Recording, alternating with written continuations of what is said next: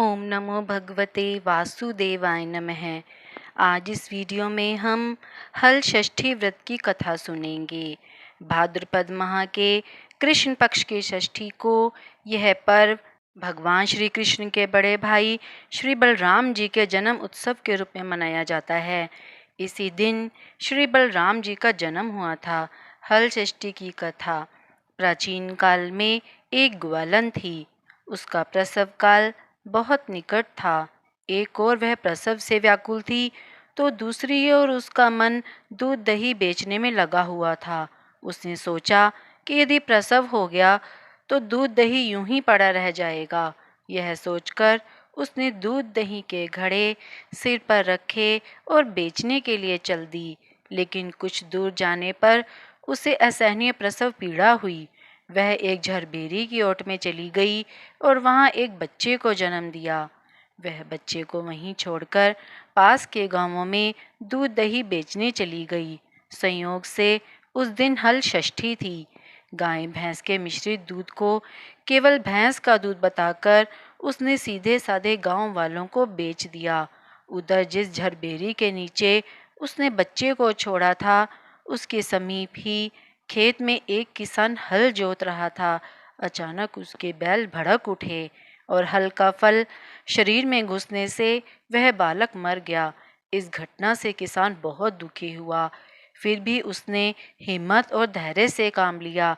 उसने झरबेरी के कांटों से ही बच्चे के चीरे हुए पेट में टांके लगाए और उसे वहीं छोड़कर चला गया। कुछ देर बाद ग्वालन दूध बेचकर वहां आ पहुंची। बच्चे की ऐसी दशा देखकर उसे समझते देर नहीं लगी कि यह सब उसके पाप की सजा है।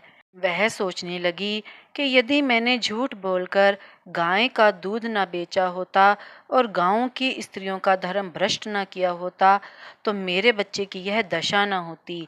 इसलिए मुझे लौटकर सब बातें गांव वालों को बताकर प्रायश्चित करना चाहिए। ऐसा निश्चय कर वह उस गांव में पहुंची जहां उसने दूध दही बेचा था।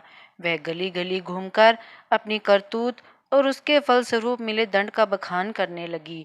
तब स्त्रियों ने सर्वधर्म रक्षार्थ और उस पर रहम खाकर उसे क्षमा कर दिया और आशीर्वाद दिया। बहुत सी स्त्रियों द्वारा आशीर्वाद लेकर जब वह दोबारा झरबेरी के नीचे पहुंची तो यह देखकर आश्चर्य में पड़ गई कि उसका पुत्र जीवित हो चुका है। तभी उसने स्वार्थ के लिए झूठ बोलने को ब्रह्म हत्या के समान समझा और कभी झूठ न बोलने का प्रण लिया। तभी से संतान की दीर्घायु और कुशलता की कामना के लिए महिलाएं हर साल हल षष्ठी का व्रत रखती हैं। मान्यता है इस दिन व्रत रखने से संतान को सभी कष्टों से मुक्ति मिलती है। हल षष्ठी के दिन माताओं को महुआ की दातुन और महुआ खाने का विधान है। आइए पूजा विधि जानते हैं।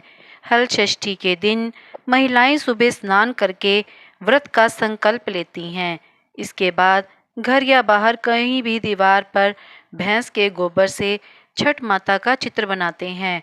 फिर भगवान गणेश और माता पार्वती की पूजा कर छठ माता की पूजा की जाती है। कई जगह महिलाएं घर में ही गोबर से प्रतीक के रूप में तालाब बनाकर उसमें झरबेरी, पलाश और कांसी के पेड़ लगाती हैं और वहां पर बैठकर पूजा अर्चना करती हैं और हल षष्ठी की कथा सुनती हैं। मान्यता के अनुसार इस व्रत में इस दिन दूध, घी, सूखे मेवे, लाल चावल आदि का सेवन किया जाता है।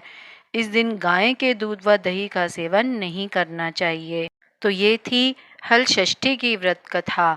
अगर आपने अभी तक मेरे चैनल को सब्सक्राइब नहीं किया है तो आप मेरे चैनल को सब्सक्राइब करें और मेरी वीडियो को ज़्यादा से ज़्यादा लाइक और शेयर करें।